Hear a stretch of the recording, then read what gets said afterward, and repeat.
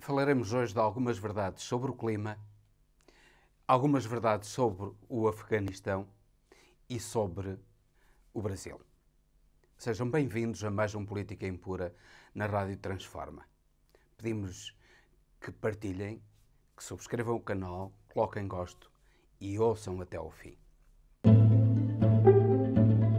Uma lúcida análise sobre os acontecimentos políticos com Henrique Prior.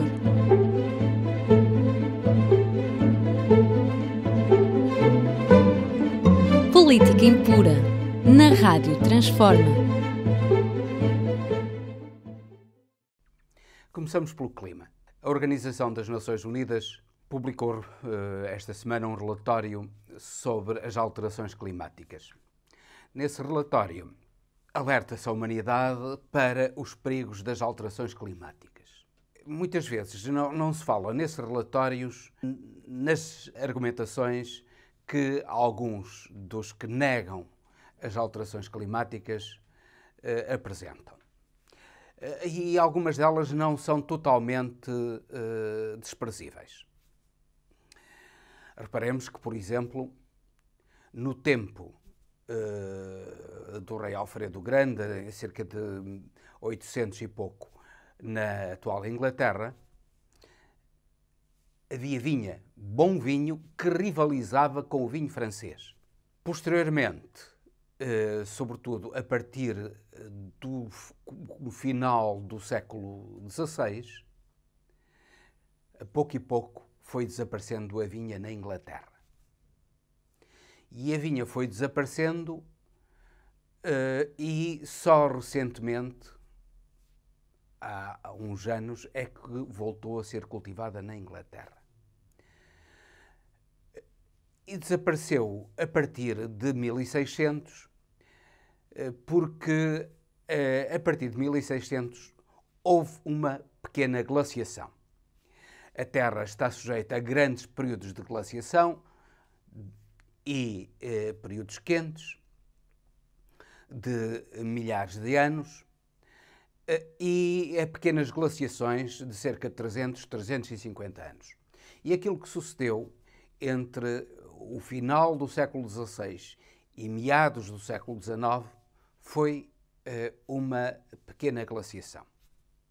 Essa glaciação pequena causou enormes fomes, particularmente na Europa, particularmente em França, e em 1607, pela primeira vez durante séculos, o rio Tamisa, junto a Londres, congelou completamente.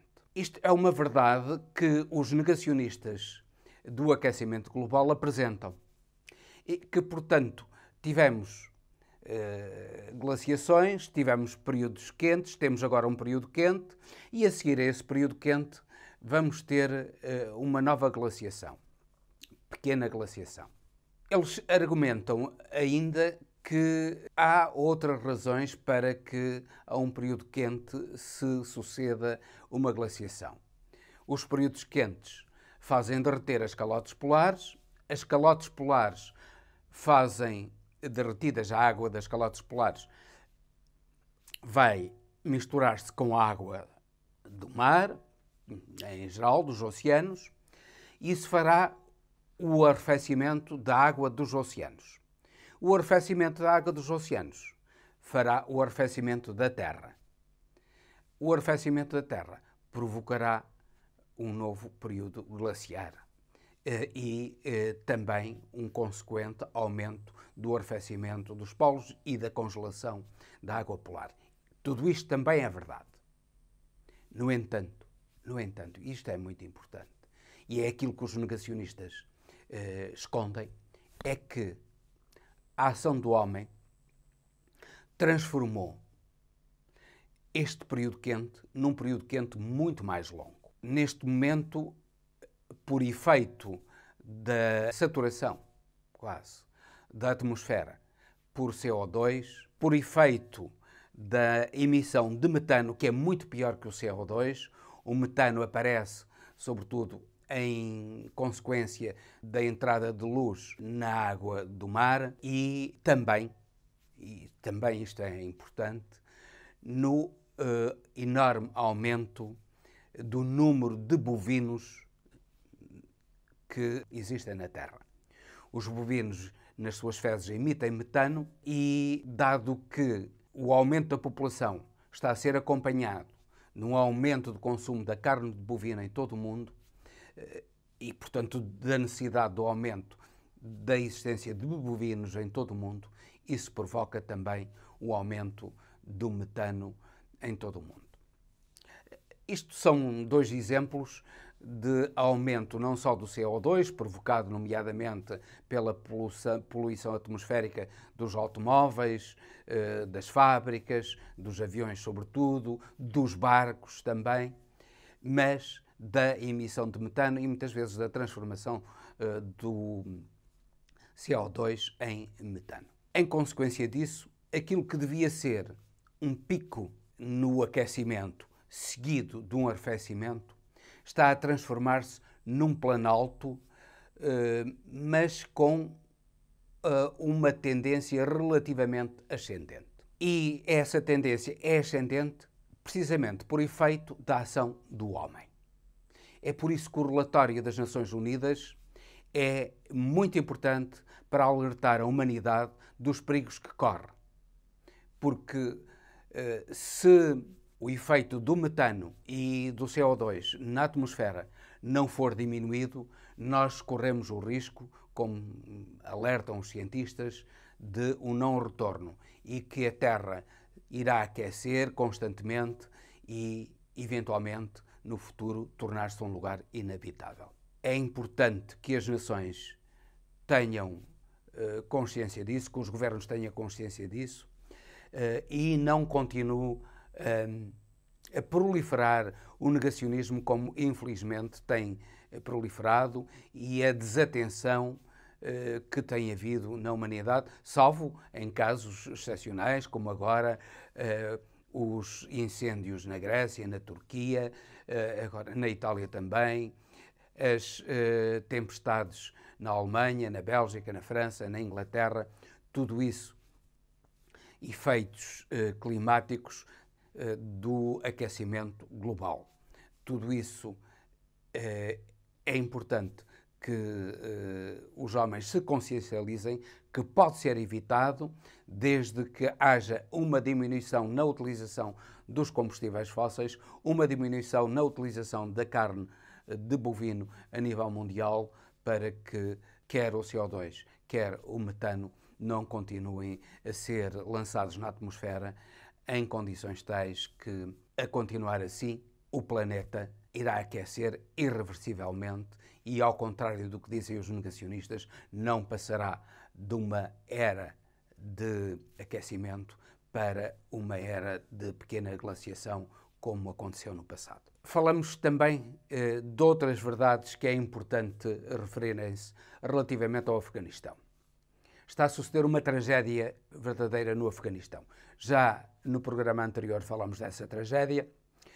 Falámos nos efeitos da retirada abrupta dos Estados Unidos do Afeganistão e do interesse dos Estados Unidos num combate à China e até à Rússia. Neste momento a Rússia já está a enviar tropas para a zona de fronteira com o Afeganistão, inclusivamente tanques para a zona de fronteira com o Afeganistão, porque percebe que vai ser uma zona de conflito futuro, porque os talibãs afegãos certamente que irão fazer tudo para espalhar a religião islâmica, quer no Tajiquistão, que tem uma parte muçulmana substancial, uma maioria muçulmana, quer no Uzbequistão, que tem também uma maioria muçulmana, sendo certo que essa maioria muçulmana de tajiques e uzbeques existe também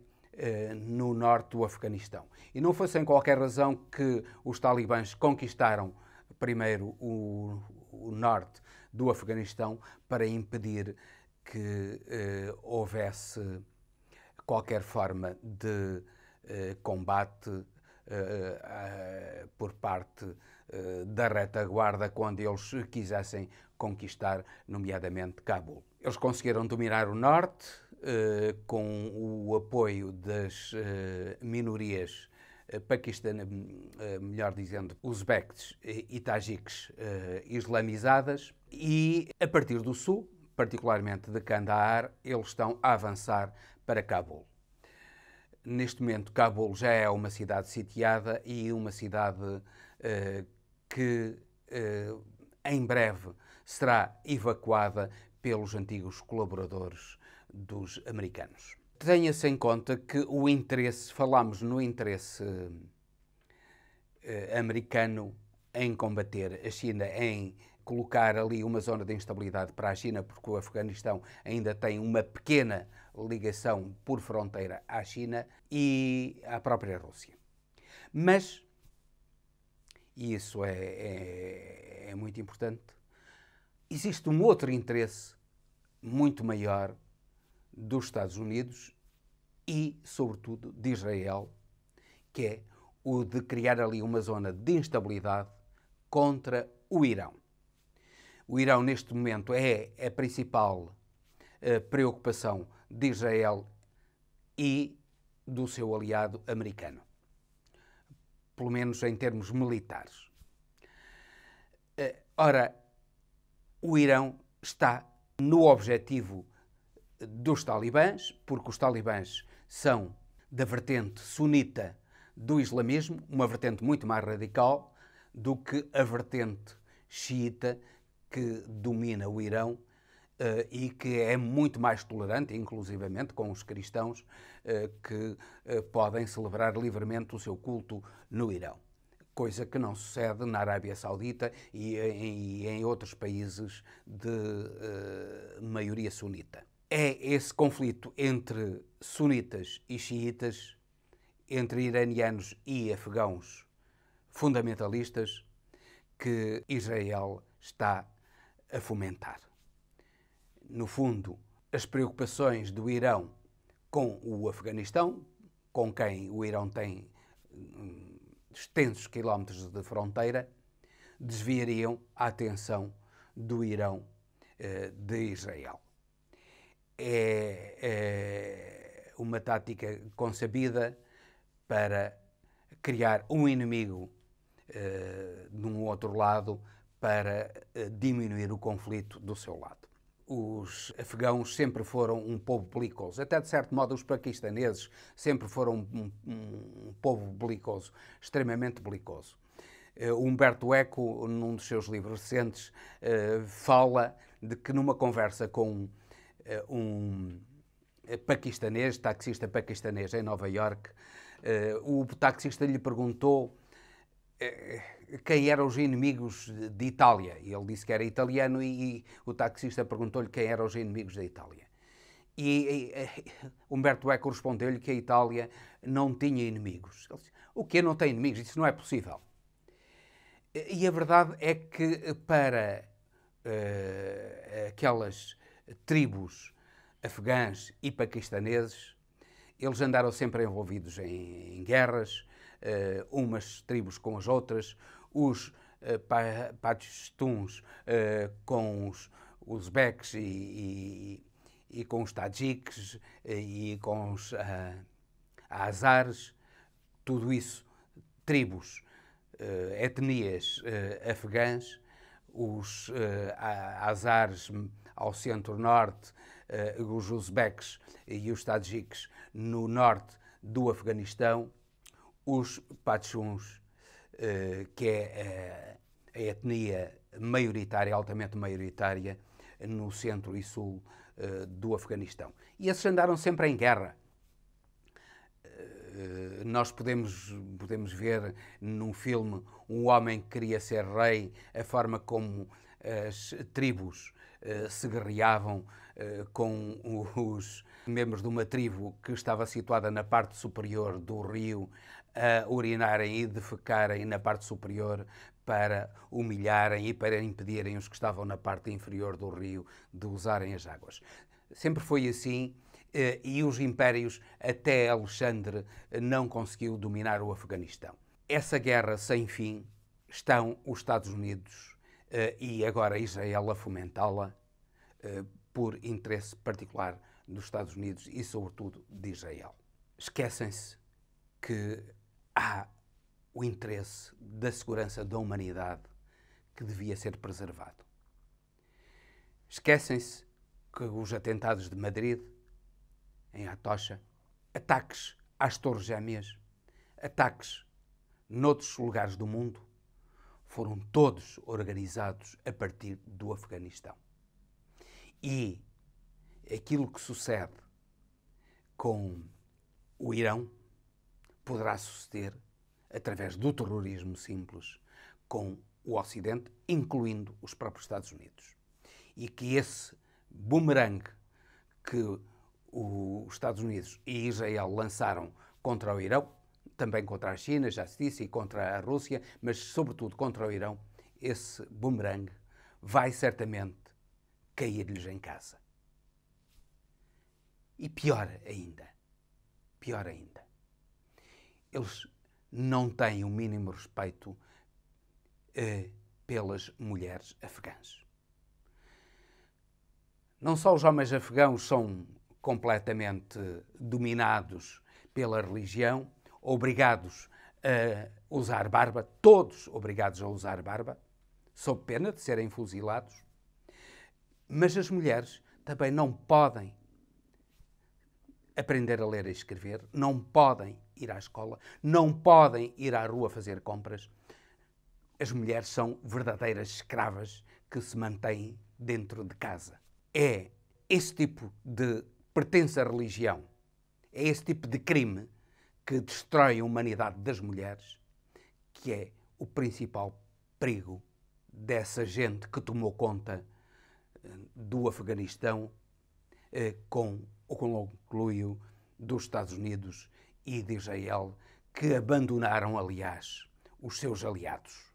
É uma traição que tem de ser condenada, é uma verdade que tem de ser dita, porque os Estados Unidos, que agora com Biden dizem que defendem os princípios da justiça, da verdade, aqueles princípios em que deve assentar toda a civilização, afinal de contas, aquilo que eles fazem é praticar o cinismo e a mentira para defender os seus interesses, defendê-los mal, como defenderam mal os seus interesses através da invasão do Afeganistão, perpetrada por George Bush, e que levou a uma derrota humilhante dos americanos, como já tinham sido derrotados no Vietnã.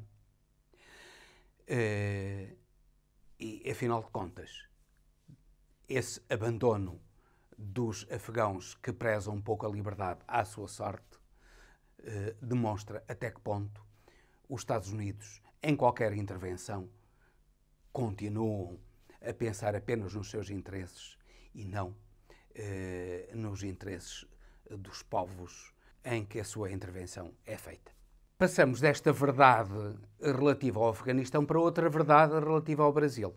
Neste momento, o Brasil corre o risco de ameaças de golpe por parte de Bolsonaro, e se é certo que a última coisa que o Departamento de Estado e a Casa Branca querem é Bolsonaro no poder, porque Bolsonaro é um aliado de Trump e seria um sustentáculo de Trump numas próximas eleições nos Estados Unidos, a verdade é que Bolsonaro, percebendo isso, está a socorrer-se do próprio Trump e a socorrer-se de Israel.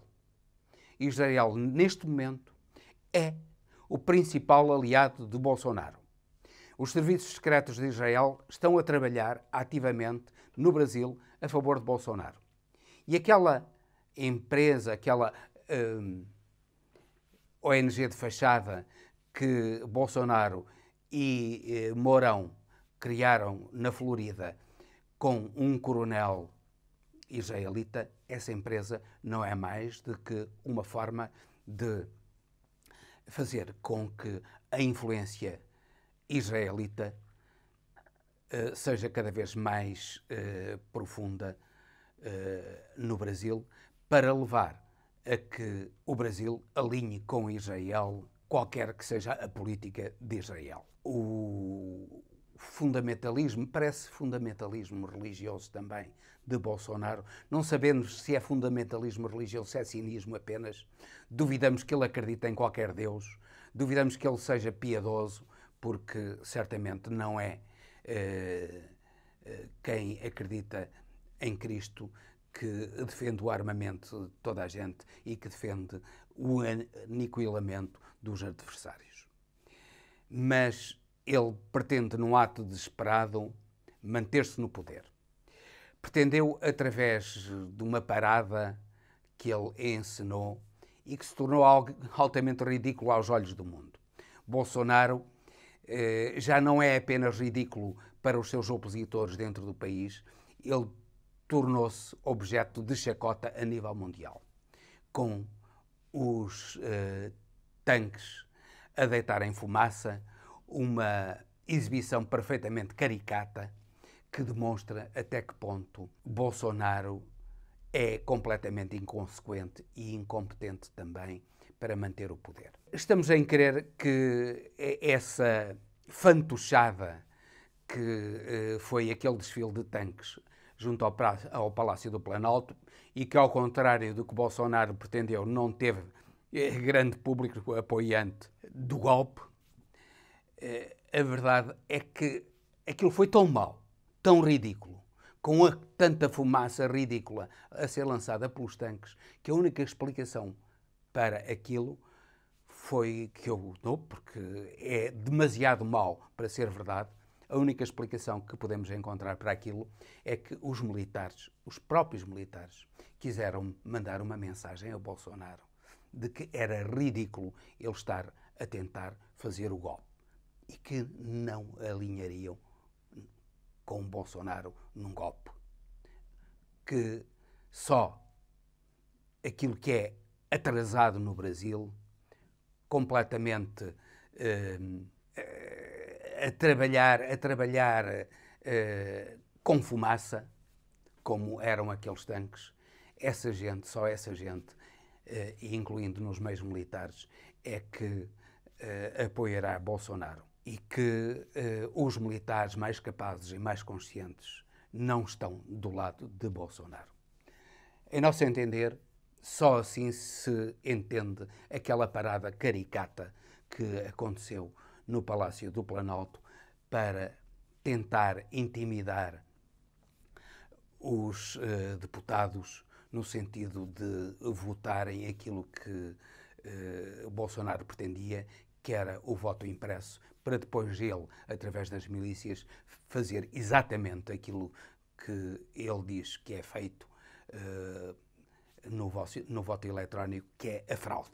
Ele, através das milícias, pretendia forçar milhões de brasileiros a votarem a seu favor, sob pena do mais variado tipo de ameaças, nomeadamente ameaças de morte. Nós já sabemos que mesmo com o voto eletrónico, as milícias forçam o voto em determinado tipo de indivíduos, nomeadamente nos filhos de Bolsonaro, que se não fossem as milícias nunca seriam eleitos com os votos dos favelados do Rio de Janeiro. E ele conta com as milícias e conta com o exército.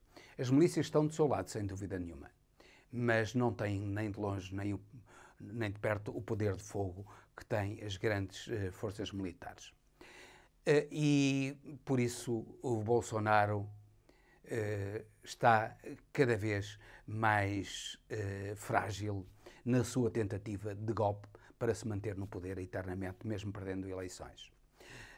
Mas, atenção, Bolsonaro está cada vez mais frágil, mas, como um leão ferido, ele vai querer rugir, vai querer atacar. E ele vai manter aquilo que Trump fez nos Estados Unidos, que é a grande mistificação, que é a invocação de fraude eleitoral para se manter no poder. E como nos Estados Unidos, certamente que ele irá tentar que o Congresso dos Deputados e que a Comissão Eleitoral sejam maniatados para ele se poder manter no poder.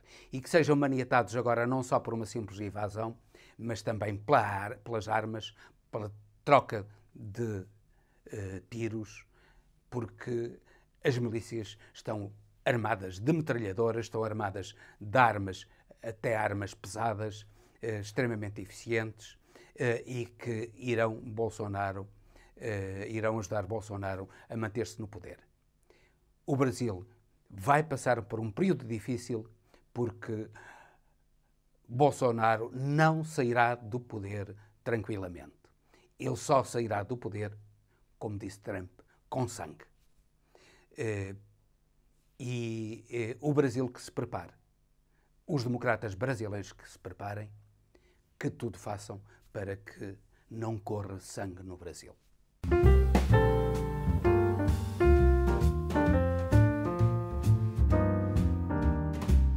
Vamos terminar sugerindo uma leitura para esta semana. E a leitura que sugerimos é de um excelente romance de Carlos Valferraz, que é Angoche, Os Fantasmas do Império. É um romance sobre o desaparecimento misterioso e depois a descoberta do navio Angoche, com tripulantes que faziam a viagem na costa moçambicana, no canal de Moçambique, e esse navio subitamente desapareceu no ano de 1971.